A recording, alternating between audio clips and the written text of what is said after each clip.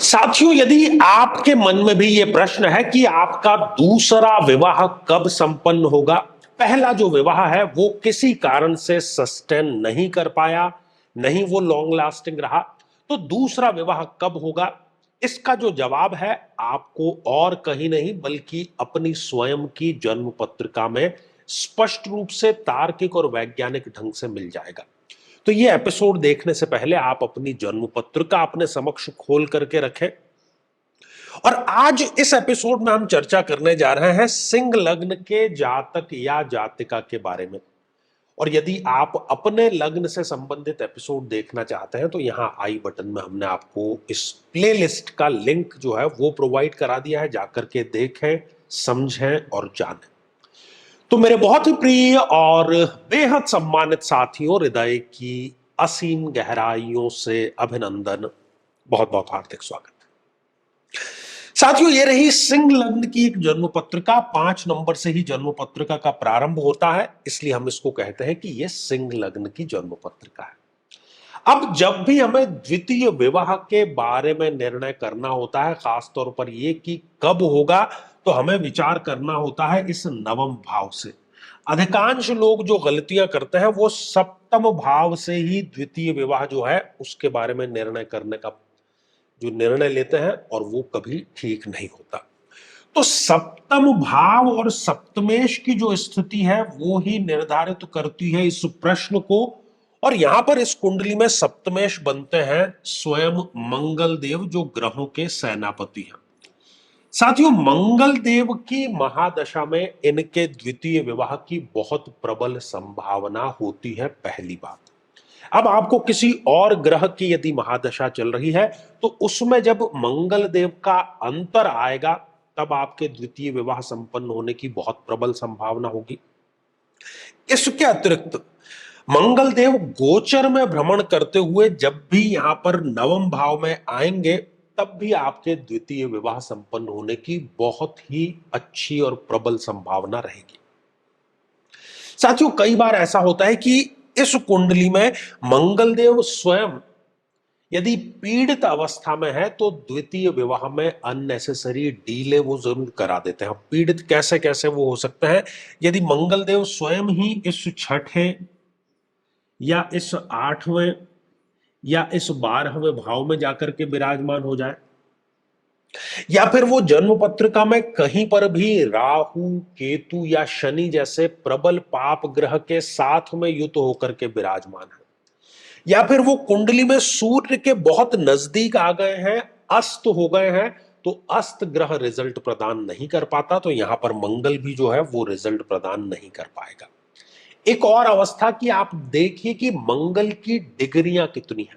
यदि मंगल देव स्वयं ही 0 डिग्री के या 28, 29 जैसी अंतिम डिग्रियों के विराजमान है तो ऐसी अवस्था में भी वो यहां पर रिजल्ट प्रदान करने की स्थिति में नहीं रहते हैं।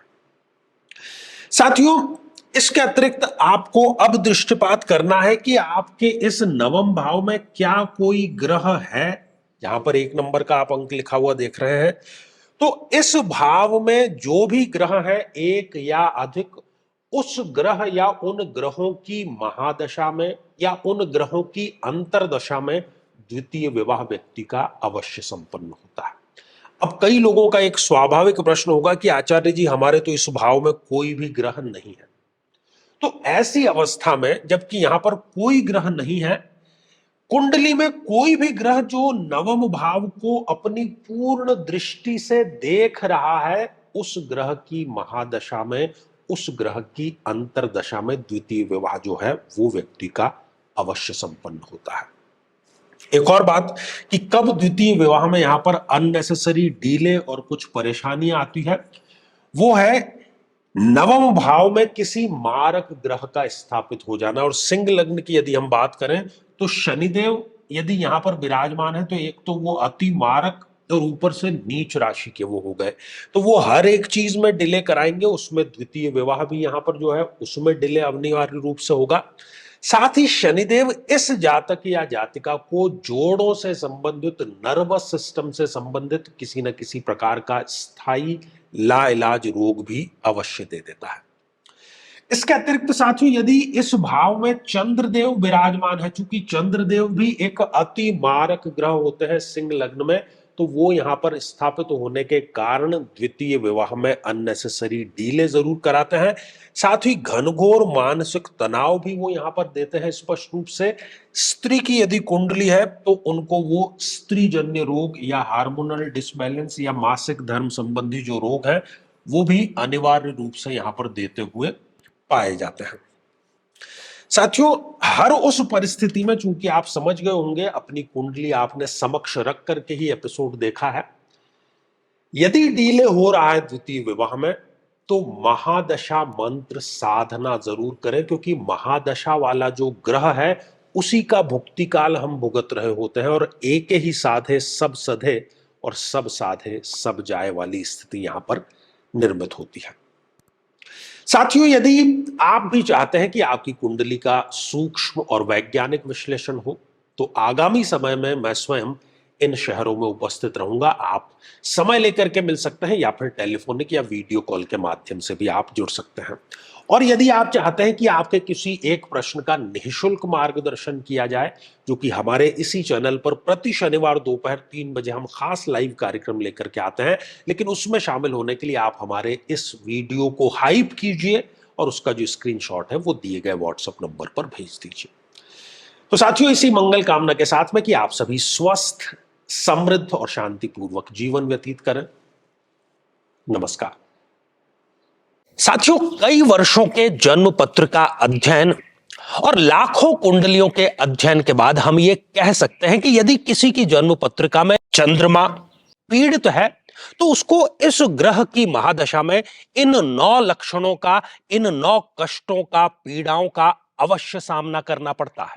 माता को कष्ट या माता से कष्ट, किसी न किसी प्रकार का गुप्त रोग, श्वास रोग, मानसिक रोग, तनाव या डिप्रेशन, अनिर्णय की स्थिति, ओवर थिंकिंग, स्त्रियों को स्त्रीजन्य रोग होना या ऐसी स्थितियां जिसमें कि व्यक्ति एक अज्ञात भय से पीड़ित रहता है। लेकिन साथियों, यदि आप भी इन सभी कष्टों से स्थायी और सटीक मुक्ति प्राप्त करना चाहते हैं तो उसका तरीका है इस ग्रह की महादशा मंत्र साधना दीक्षा, जो विशेष रूप से आपके नाम, आपकी जन्मतिथि के अकॉर्डिंग की जाएगी। और गुरु दीक्षा के माध्यम से अभिमंत्रित माला भी आपको प्रदान की जाएगी, ताकि न केवल ये सारे कष्ट दूर हों बल्कि ये पूरी की पूरी महादशा आपके लिए शांतिदायक और सुख समृद्धिदायक साबित हो।